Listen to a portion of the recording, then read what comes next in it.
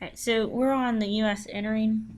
So when you look at the last one, what you basically see is everybody's joining on the war, and it is being fought in Europe. It's also being fought in Africa. It's being fought in the Asian areas, in the Pacific areas. So it's being fought everywhere. So the United States is finally going to join in on the war. And part of the reason why the U.S. is going to join is because now they feel directly threatened. Germany has submarines. This is another one of these kind of new technologies. Now, yes, there were subs in the American Civil War, but by World War One, the subs are actually well, they actually work by World War One. They really weren't that successful in the Civil War, but now subs are actually successful, and so the Germans are using unrestricted submarine warfare, or U-boat activity. What this means is that Germany will attack civilian and military ships. So if you're an American merchant, I mean, you're a business trader and you're crossing the Atlantic Ocean trying to get your, let's say ammunition to Britain, what Germany would do is they would shoot the boat out of the water. They didn't care. So they started with their unrestricted submarine warfare in 1917, and part of it was to starve Britain into submission. Because one of the things that America is also doing is we're farming a whole lot of stuff, and we're sending the food to Britain and to the Allies. We're not sending anything to Germany, but we are sending stuff to the Allies. Because even though we claim we're neutral, we are choosing a side that we would prefer to win by sending the Allies war supplies and sending them food. And Germany knows this. So Germany starts doing unrestricted submarine warfare, or U-boat activity. Then they also go ahead and send this thing called the Zimmermann Note.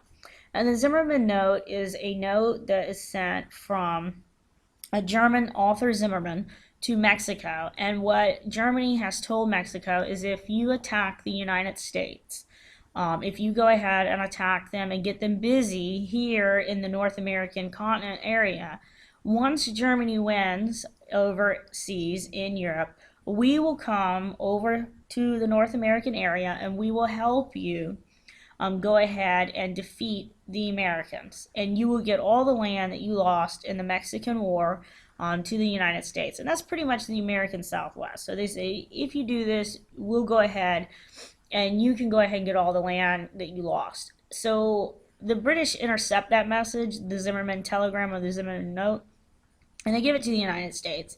And in the telegram, it also says that Germany is doing this unrestricted warfare, that they're going to attack civilian and military targets. So President Woodrow Wilson has no choice but to go ahead and declare war on Germany. He can't do anything else about it. If he doesn't, he's ignoring a direct threat on the United States. So the U.S. declares war against Germany April 6, 1917. So America is dedicated. We're on the Allies' side, and Britain couldn't be any happier. I mean, like, they are ecstatic. The Lusitania was a merchant ship, and it was attacked by the Germans May 7th, 1915. And Germany had promised with the Sussex Pledge that they would never do this unrestricted submarine warfare again. But then in the Zimmermann Note, we found out that they're going to go ahead and start doing it again. And they're going to go ahead and, maybe get Mexico to get a war starting with us. So the U.S. feels like we have to get in. And it is a huge psychological lift to the Allies. The American soldiers come over. They're called doughboys.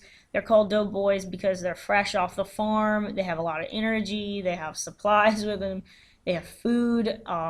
If you've been in the trenches for 3-4 years, these fresh soldiers coming in are they're the most welcome group of people you're ever going to see. And the Americans are happy. They want to fight this war. You have to understand that America fought the Spanish-American War in 1898. That's how the United States got Guam, Puerto Rico, and the Philippines. They won Cuban independence. So America fought that war, and we got all that stuff in about 3 months. So these boys who are fighting in World War One, some of them are sons of the men who fought in the Spanish-American War, and they believe that war is glorious.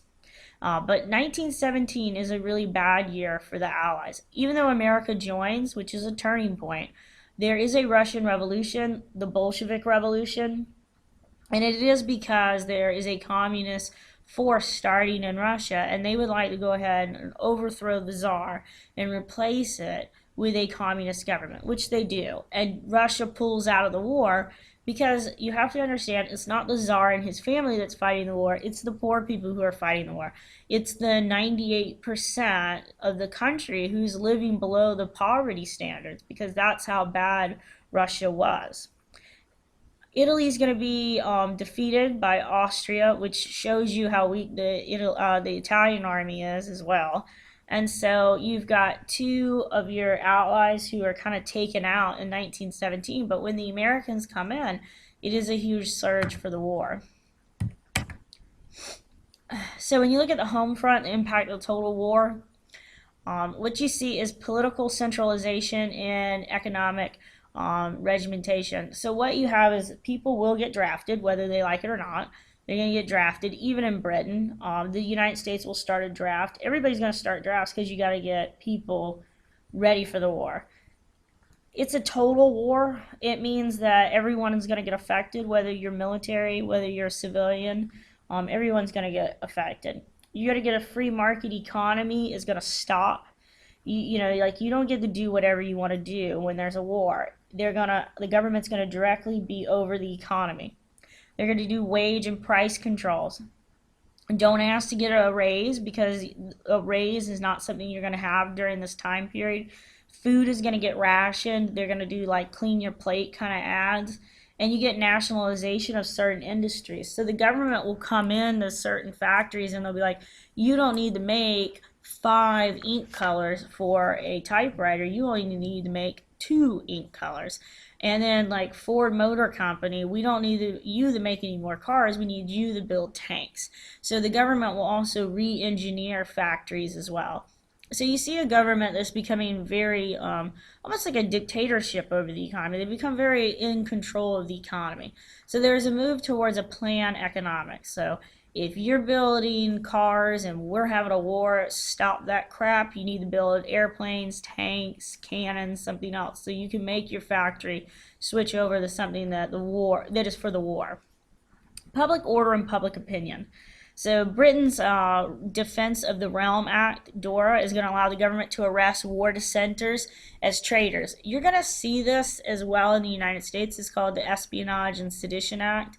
And so countries that are in the alliance, the allies, they're going to believe that there are spies in their country who are German spies, and these German spies or these Austrian spies are trying to overthrow the government. So anybody who actually is a dissenter, somebody who is not going to be pro-war, a lot of times they get viewed as traitors, and the government will censor any publications and they'll suspend them. During World War I, the governments will control the media. And during World War I, World War II, and the Korean War, the United States government did control the American media. Even though we say we have freedom of the press, that wasn't necessarily true. The military will control what gets released and what doesn't get released. The Vietnam War, that is going to be different for the United States. The United States will allow the press freedom, and the military is not going to control what is published and what isn't published. And if you guys understand, there is a difference in public opinion on World War II and the Vietnam War in the United States. And it can be because of this like censorship that you might have in World War II that you don't really have in the Vietnam War. So when the war is starting to go badly in France, you get basic civil liberties are going to be curtailed. So civil liberties like freedom of speech, freedom of press, that stuff stops when your country is under a direct threat. And they're going to use all kinds of propaganda, like they'll have a little girl being like, Daddy, what did you do in the great big war? Did you sit on the couch? Or did you actually fight in the trenches? And it's about shaming dad and making him get off the couch and go fight the war. Women are also going to be used in the war effort. So when men are at the front, women are going to assume new roles at home. So you're going to have women joining into like the factory system. You'll have them become chimney sweepers, truck drivers, farm laborers. Basically, women will take up any of the jobs that men have actually left. And their wages are different, obviously. They're not going to pay women the same amount as they'll pay a man. to do the job, and women are going to lose their jobs right after the war. So as soon as the boys come home, the boys get their jobs back, and the women are going to be told go back to the kitchens, and that's really how it works.